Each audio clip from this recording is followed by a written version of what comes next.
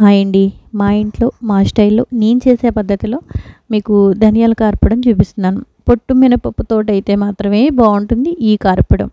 అందరూ పొట్టు మినపప్పు కన్నా అంటే కలరు కొంచెం బాగోదేమో అని చెప్పేసి అనుకుంటారు. టేస్ట్ మాత్రం అయితే మాత్రం అద్దరిపోతుందండి. అయితే నేను కొంచెం వేయించాను.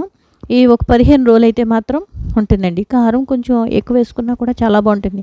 మనం కారం తగ్గించుకున్న దానికిను వేసుకుని ఎక్కువ వేసుకుంటే టేస్ట్ ఎలా ఉంటుంది మీకు లైట్‌గా అంటే కమ్మటి ఇడ్లీల్లోకిను, దోసల్లోకి మాత్రం టేస్ట్ అయితే మాత్రం అదిరిపోతుందండి. ఆ దోసలేసుకున్నప్పుడు కొంచెం ఉల్లిపాయ అంత, నిమ్మకాయ అంత చింతపండు అయితే సరిపోతుందండి. దోసలేసుకున్నప్పుడు ఉల్లిపాయలు, పచ్చిమిరపకాయలు అవన్నీ వేసేసుకున్నప్పుడు ఒక్క స్పూను ఒక దోసల మీద ఏసారనుకోండి మళ్ళీ చట్నీ ఇంక అవసరం లేదనమాట. అంత బావుంటుందనమాట. రోస్ట్‌గా దోసలేసుకొని దాని మీద ఒక్క చెంచా వేసుకుంటే నెయ్యేసేసుకొని తినేసారంటే సూపర్ ఉంటుందండి.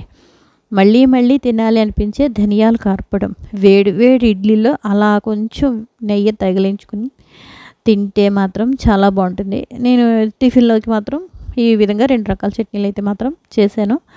బొంబాయి చట్నీ ఒకటి ప్లస్ ధనియాల కార్పొడం. ఇలాగా మా అమ్మగారు చేస్తూ ఉండేవారు.